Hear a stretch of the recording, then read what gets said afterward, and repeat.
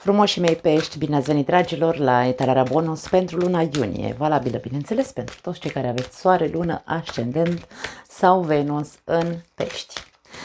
Începem să vedem ce mesaje bonus mai avem pentru voi, dragii mei, pentru această perioadă. Primul mesaj. Intuiție, wow! Nu uita niciodată cât de intuitiv ești. Aparențe false. Și a simți. Ok. Deci la voi mesajele se concentrează pe ascultarea intuiției în această perioadă, mult mai mult decât să-ți asculți mintea sau ochii. Ce văd ochii tăi? Pentru că aici putem să vorbim despre anumite persoane false din jurul tău pe care tu nu le vezi de fapt falsitatea, cărora nu le vezi falsitatea.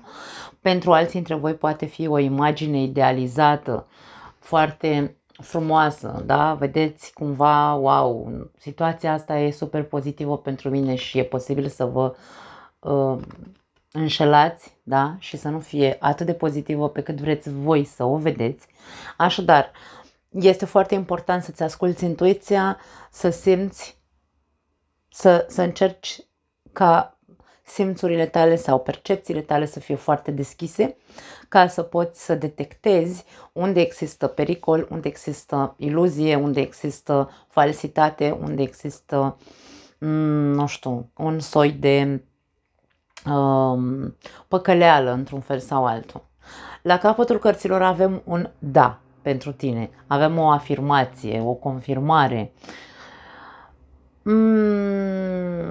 Răspunsul este pozitiv. Dacă ai o întrebare aici, răspunsul este pozitiv, însă ca tu să fii convins că răspunsul este pozitiv sau să găsești, să fii convins că ceea ce tu simți sau intuiția ta, ceea ce tu percepi să fie pentru tine afirmativ sau pozitiv, trebuie deschis acest canal al intuiției în această perioadă. Încearcă nici să nu te lași cumva indus în eroare de intuiția ta. Aici poate fi pentru alții dintre voi, da? Pentru că nu suntem, hai să spunem așa, obișnuiți să facem diferența sau nu avem experiența necesară ca oameni, da, ca umani, cum zic eu câteodată, să facem diferența între dacă ceea ce îmi spune intuiția mea este pozitiv pentru mine sau nu. Pentru că aici avem aparențe false sau ceva pare înșelător, pare, nu știu, există pericolul să greșești, însă e ca și cum, într-un fel sau altul, ți se spune că dacă tu într-adevăr dacă tu te conectezi cu adevărat la intuiția ta și la ceea ce tu percepi cu toate simțurile, da? Nu e vorba doar de a-mi asculta intuiția, ci vibrația pe care o simți în jurul tău, dacă ai nevoie să iei o decizie, dacă ai nevoie să ajungi la o concluzie, dacă ai nevoie să clarifici ceva, toate simțurile tale trebuie cumva activate, pentru că senzorial simțim câteodată, știi cum e, ni se face un gol în stomac sau simțim frică sau simțim o reticență sau simțim pielea de găină, orice simț, da? În legătură cu ce-o fi în viața ta, unde există contextul, dacă mă pot înșela, nu mă pot înșela, e bine pentru mine, nu e bine pentru mine, e persoana asta ceea ce pare sau nu. Deci toate aceste întrebări sau contexte trebuie trecute prin aceste filtre senzoriale inclusiv, da? Doar atunci nu vei greși. Ca și cum acest da, asta ne spune. Atunci nu vei greși. Indiferent că poate pare o greșeală pentru tine, va fi o experiență din care vei vedea pozitivul peste câtva timp. Wow, foarte interesante mesaje. Hai să vedem. Alte mesaje pentru pești.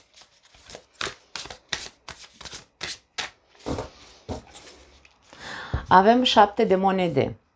Hrănește ceea ce ai și vei vedea cum crește și crește. Acest mesaj vorbește de la sine, nu pot să completez, să spun mai mult de atât. Ce ai tu în viața ta în momentul de față, benefic, bineînțeles, pentru că 7 de monede ne vorbește despre beneficii, da? Este o carte cu o energie de investiție în ceea ce tu vei investi în această perioadă, va crește, bineînțeles, în ceea ce tu ai de valoare în viața ta și știi că poate să îți aducă mai multe beneficii, dar aici nu vorbim doar de beneficii materiale, atenție, da?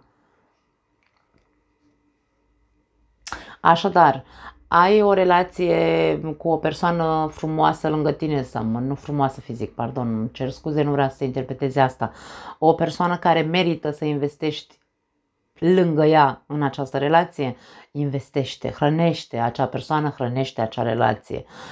Ești singur și vrei să investești în tine pentru că tu crezi că ești o persoană care are anumite valori care merită explorate și care merită crescute, investește în tine, da? Muncește în ceea ce te privește. 6 de cupe. Oferă-ți compasiunea, foarte frumos acest mesaj, oferă-ți compasiunea pe care nu ți-au dat-o alții niciodată. 6 de cupe în tarotul tradițional ne vorbește inclusiv despre trecutul nostru, despre copilăria noastră, despre copilul nostru interior, dacă vreți, da? Și întotdeauna avem o imagine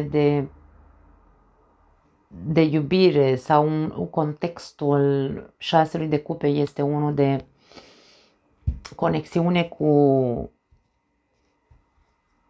ceea ce suntem, cu puritatea noastră într-un fel sau altul. Așadar aici vorbește despre compasiune. Cât ești tu de compasiv cu tine, cât de mult te iubești, cât de mult te îmbrățișezi, cât de mult ți-e milă de tine câteodată, dar nu să cazi în victimism, atenție. Eu când spun să-ți fie milă de tine, în contextul compasiunii, este ok, mă iert că n-am știut să iau deciziile care poate erau mai bune, alte decizii mai bune pentru mine în această viață sau în trecut, mă iert pentru că am permis anumite lucruri, mă iert că și eu am greșit, da, compasiunea vorbește despre, în general despre iertare. Iertare și iubire față de tine. Forța, wow, este nevoie de multă putere pentru a fi moale și blând.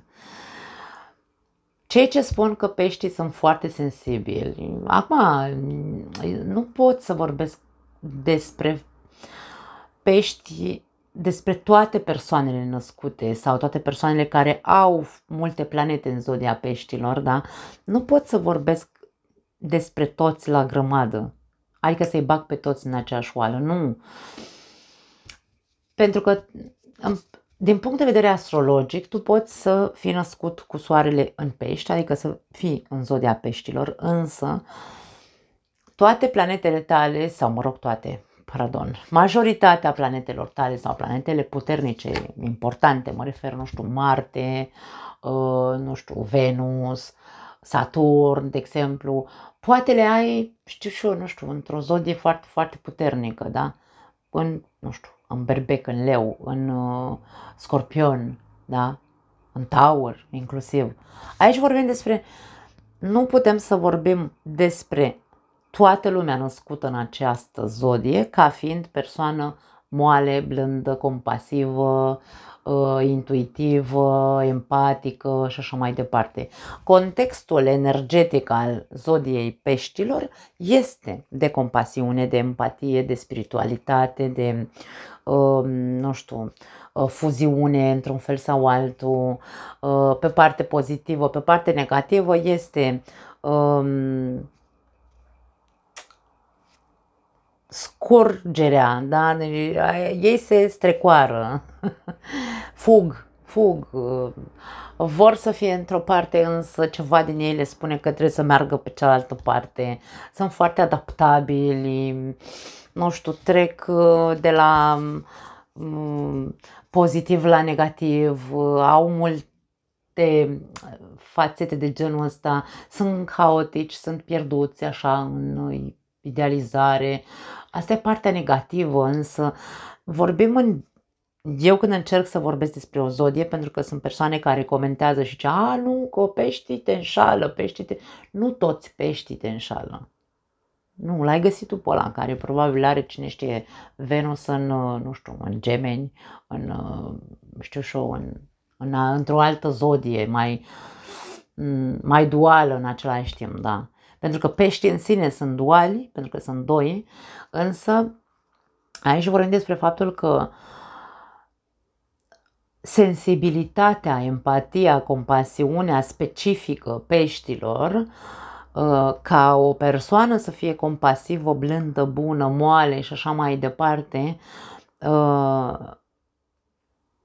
această blândețe și compasiune denotă puterea interioară pe care o are persoana respectivă. Da. Asta vrea să ne spună acest mesaj. Este nevoie de multă putere pentru a fi moale și blând. Așadar, tu poți, cartea forța este cartea controlului, autocontrolului, să spunem așa, într-un fel sau altul, este cartea puterii interioare, dar în momentul în care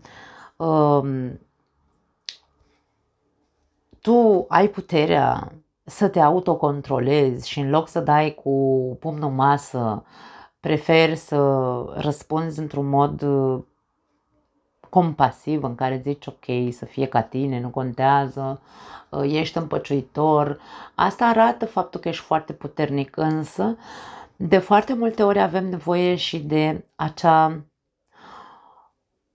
putere de a pune piciorul în prag, avem nevoie de acea putere de a pune limite anumitor persoane care, de exemplu, aici ar putea să fie false cu tine și tu să nu poți să le vezi falsitatea și să le tai un pic macaroana. Despre asta e vorba, da?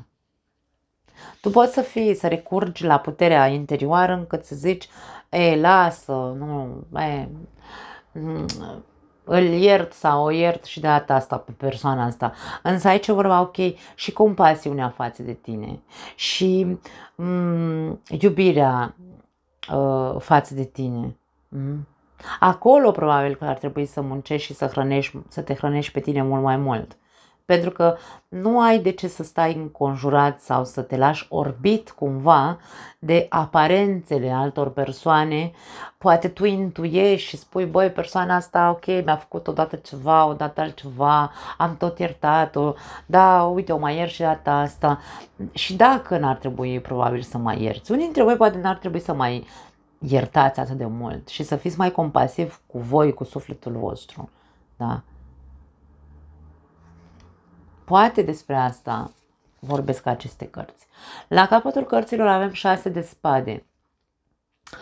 Acest mesaj spune așa, toți la bord, da? E ca și cum trebuie să te urci într-un vapor. Este timpul să scriem un nou capitol. Aici e ca și cum e un soi de nou drum pe care tu trebuie să-l apuci. 6 de spade în tarotul tradițional ne arată o persoană într-o barcă cu 6 spade înfipte în acea barcă. Spadele înseamnă, nu știu, traumele pe care, sau experiențele mai plăcute, mai puțin plăcute din viața fiecăruia dintre noi, pe care, bineînțeles, le luăm cu noi ca bagaj. Avem și 6 de cupe care ne vorbește despre trecut, deci ca și cum, ok, trecutul pe care l-ai avut sau experiențele urâte sau mai puțin, nu știu, urâte sau frumoase, vor face parte din viața ta sau vor fi parte din viața ta întotdeauna. Bagajul e bagaj, îl vom lua după noi în toată viața, da? Ideea este că în urma acelor experiențe, în urma acelui bagaj pe care tu îl ai, poate e momentul să începi un nou capitol în viața ta cu acel bagaj valabil încă în viața ta, pentru că ai experiențe Bagajele înseamnă experiențe. Dacă nu ne folosim de ele și încercăm să fim mereu blânzi, încercăm să fim mereu, nu știu, compasivi cu alții, poate că acum ar trebui să începi un nou capitol punându-te pe tine pe primul plan, să fii tu compasiv cu tine, ca să nu mai atragi sau să mai fii, nu știu, înconjurat de persoane false, de persoane care să nu se comporte cu sinceritate cu tine. Da? Mai gândește-te, mai ales dacă este cazul tău. Hai să vedem, Îngerii Iubirii. Ok, s-a întors o carte. Mesajul este factor religioși, nu știu ce legătură are pentru unii dintre voi. Vom vedea. Avem iartă și învață, deci aici e personal pentru voi. E personal pentru voi și avem copii. La capătul cărților, iubire sinceră sau adevărată, într-un fel sau altul, reală, iubire reală. Pentru cei care aveți o relație, acum nu pot să spun prea multe lucruri, pentru că în toate relațiile trec prin aceleași experiențe. Da? Unii dintre voi, dacă, de exemplu, ar putea să nu rezonați în cazul în care vorbim despre relații toxice, dacă vorbim despre relații unde există, nu știu, multe, sau există un partener care nu ai cu cine, domne, că na, așa zic eu câteodată, tu tot încerci să ierți, să, nu știu, să stai pentru copii în relația asta, tu tot încerci să, nu știu, să fie bine, poate unii dintre voi inclusiv vă duceți la biserică, vă rugați și pentru partenerul de viață, pentru relația voastră, încercați să faceți tot ce stă în puterea voastră ca relația să funcționeze, însă n-ai cu cine. Aici vorba despre ok, trebuie să conștientizăm, doamne, dacă n-am cu cine, dacă persoana de lângă mine este falsă, acasă se comportă ca un monstru și în societate este așa, ca și cum ar fi cel mai sfânt sau, mă rog, cea mai sfântă persoană de pe planetă și nimeni nu-și dă seama ce monstru de fapt este când e acasă, aici ar trebui să încercăm să detectăm și să punem odată pentru totdeauna, într-un fel sau altul, focusul pe noi și să zicem ok, da, dacă eu știu cu adevărat cu cine împart patul, crezi că mai e cazul să te gândești că rugăciunile și alte forme de a-ți face partenerul să-și schimbe chipul, crezi că o va face? Ăsta este unul dintre contexte, da, în relații, pentru unii dintre voi. Aici vorba despre iubirea trebuie să fie sinceră. Parteneriatele trebuie să fie în egalitate. Dacă tu nu trăiești toate aceste lucruri, dacă tu faci orice pentru relația asta și persoana de lângă tine nu face, e la mintea cocoșului că trebuie să începi să te întrebi ce fac. Trebuie să fac ceva. Da? Nu pot să stau doar în traume, doar în, nu știu, într-o relație în care doar eu încerc să fac ceva și celălalt nu-l interesează. Sau poate e un monstru, nu știu, zic. E timpul să rescrii un nou capitol pentru cei din acest context. Pentru o altă parte dintre voi care aveți o relație, continuăm cu voi, o altă variantă ar putea să fie că poate voi sunteți ok, între voi există, ești lângă partenerul potrivit, să spunem așa. Da, aici mesajul este, aici este iubirea vieții tale. De exemplu, pentru unii dintre voi puteți să aveți o relație cu o persoană pe care o iubiți și sunteți potriviți unul pentru celălalt. Există diferențe între voi. Poate sunt diferențe de tip spiritual.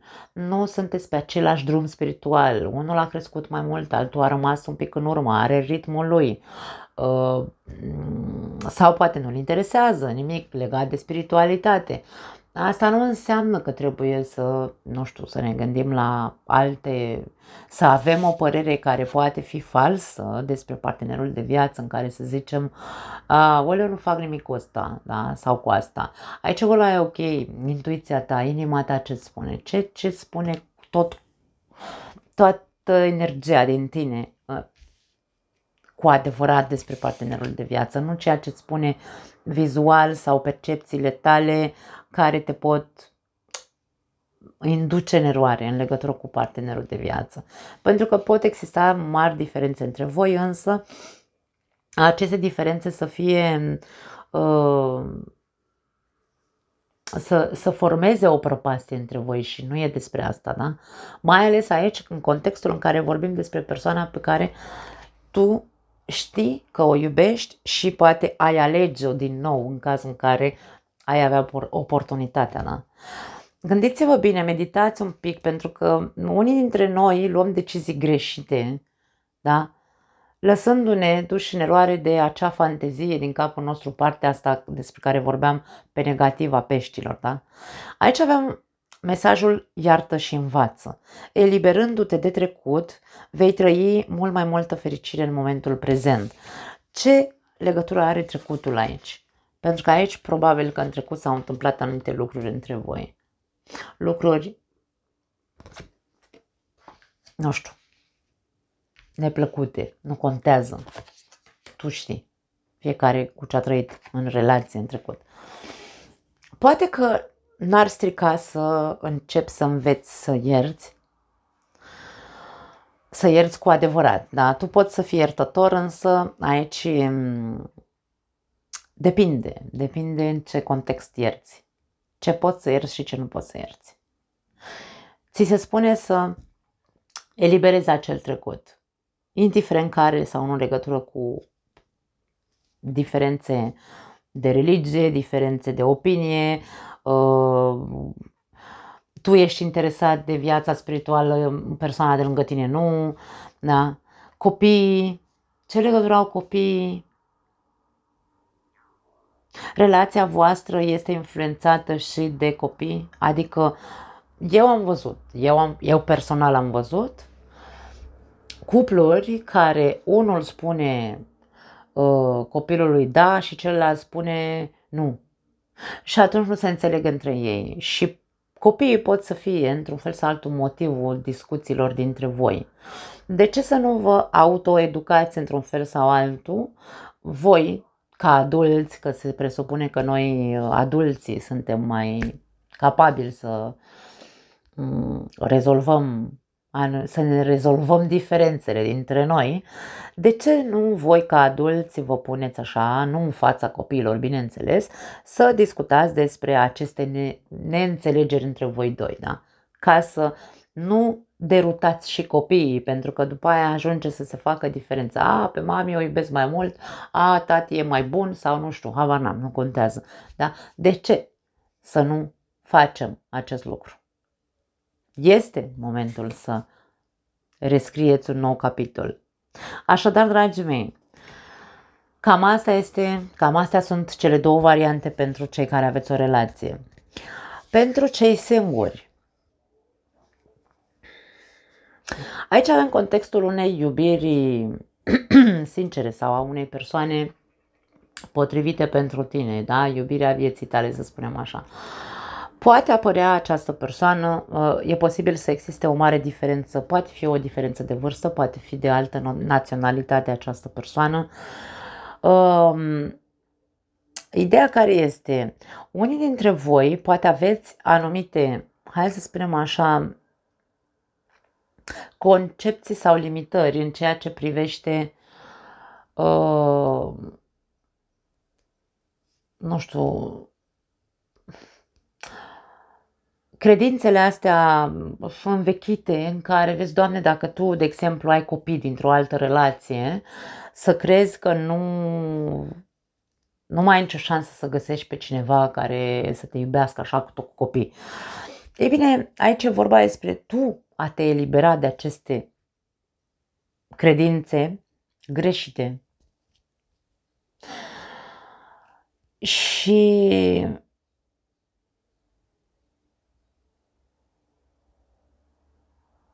Îmi vine să spun să nu ascunzi niciodată faptul că ai copii. În momentul în care cunoști pe cineva, tu spune din start, am copii, sau am copil, sau am, nu știu, 5 copii, 10 copii, câți ai, nu contează câți ai. Spune din start, copiii există și eu caut o relație serioasă, da? Pentru că aici apare o persoană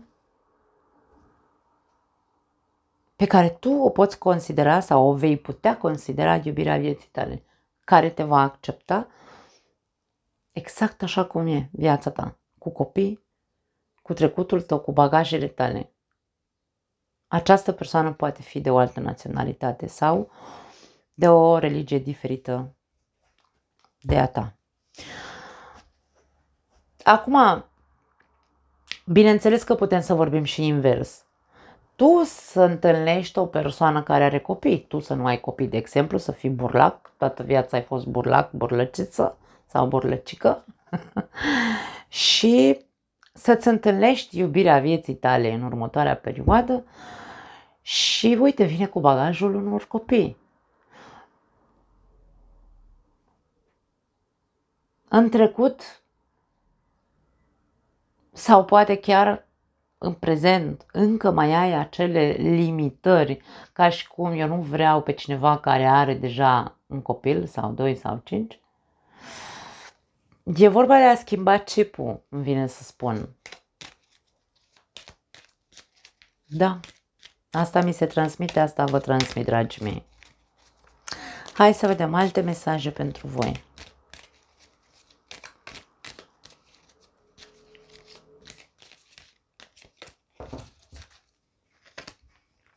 Avem gazela, tot ieșit, îmi place. Energia gazelei vine cu schimbări și cu sinceritate, puritate. Da. Avem lupul, inteligență și așa în liniște, pe furiș cumva, e ca și cum să mergi în vârful degetelor, în vârful degetelor. Știm că lupul așa acționează, da? Nu, nici măcar nu îi se aud pașii printre frunze când merge. Este foarte, foarte capabil să apară fără să fie detectat. Interesant. Și aparte că este un animal foarte inteligent. Avem scrisoarea. Ne vorbește despre o surpriză pentru unii dintre voi. La capătul cărților, broasca țestoasă, lentoare și protecție. Foarte interesant. Mesaje antagonice, aș spune.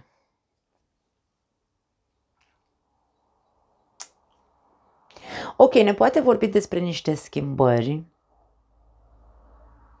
reale pe care le poți face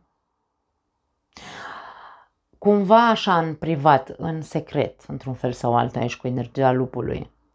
Să fii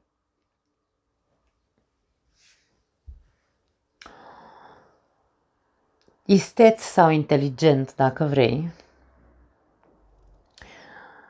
să nu grăbești nimic, să știi să te protejezi. Schimbările care trebuie să făcute au legătură cu asta, cu inteligența, cu a fi un pic mai privat, mai, nu știu, cumva un pic mai serios, mai în banca ta, îmi vine să zic, da? Să fii mai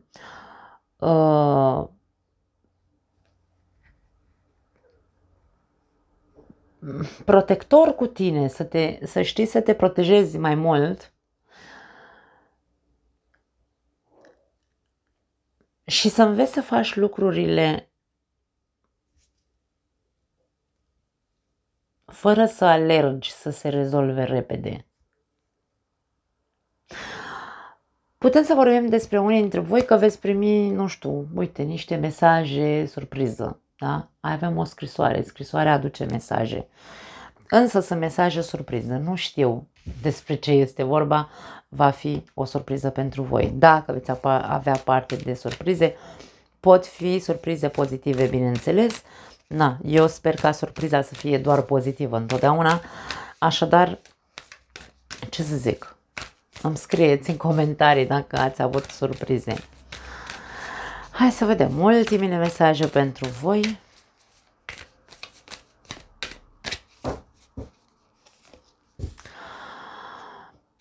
Așteptări. Avem 7 de monede aici e ca și cum tot 7 de monede, așteptări. Aici e ca și cum nu mai aștepta, pune mâna tu și fă ceva, hrănește tu acele lucruri pozitive pe care le ai și care pot crește din ce în ce mai mult. E ok să fii, nu știu, să faci lucrurile mai încet, însă nu să stai pe loc să aștepți, da? Nu căuta aprobarea nimănui. Aici e vorba despre a încerca să fii cât mai autonom posibil, dacă mi se permite să spun asta, cât mai sigur pe tine, pe intuiția ta, pe simțurile tale, să știi cu adevărat ce e cel mai bine pentru tine să faci fără să ceri, nu știu, un sfat din exterior sau fără să ceri, cum zice aici, aprobarea cuiva, o fi bine, nu o fi bine să zic aia, să fac aia, da. Omoară-ți dragonii. Dragonii în această fotografie reprezintă fricile noastre, dar fricile astea sunt ireale. Dragonii nu există. Nu știu, au existat în poveștile mitologice, nu știm dacă au existat cu adevărat în realitate. Nimeni n-a văzut un dragon vreodată zburând dăștea, da? Așa cum sunt aici. Doar în Harry Potter am văzut, dar este tot o poveste. Așadar, toate fricile care te țin pe loc, toate iluziile care te duc în alegeri greșite, da? Pentru că nu-ți asculți intuiția sau nu o interpretezi corect. E ca și cum aici tu trebuie să îți învingi toate acele frici. Și așteptările, e ca și cum nu mai aștepta să se întâmple lucruri în viața ta, fă tu să se întâmple lucruri în viața ta, un alt mesaj pentru unii dintre voi. Wow, avem rechinul, cred că am mai văzut la voi asta în trecut. Înnoată departe de această situație. Tu ai de-a face cu cineva care te minte, care te înșală, care e fals cu tine. Deci unii dintre voi, nu contează că e în contextul de parteneriat de viață sau în alt context, că e la job, că e un prieten, că e cineva nu e ok în viața ta. Acel cineva trebuie scos din viața ta. Tu știi, eu alte amănunte nu am pentru tine, însă ne spune că e momentul să cumva să te îndepărtezi de această persoană, pentru că poate fi nu neapărat periculoasă în adevăratul sens al cuvântului, însă probabil că nu-ți aduce stări bune, nu-ți aduce, nu știu, evenimente frumoase în viața ta, din potrivă. La capătul cărților, fă o schimbare. Aici e despre tine. Deci tu trebuie să înveți să faci schimbări importante în viața ta. Și schimbările au de văzut cu a fi mult mai privat. Nu mai spune tot ce crezi, pentru că tu în inocența ta poți să spui acelei persoane false, invidioase, periculoase din viața ta, poți să-i spui anumite lucruri care să le folosească, de exemplu, împotriva ta. Atenție, aici e despre tine, dragul meu, draga mea. Încearcă să te protejezi, avem și mesajul de protecție, încearcă să faci schimbările în modul în care tu ești atât de pur cu ceilalți și ce primești înapoi?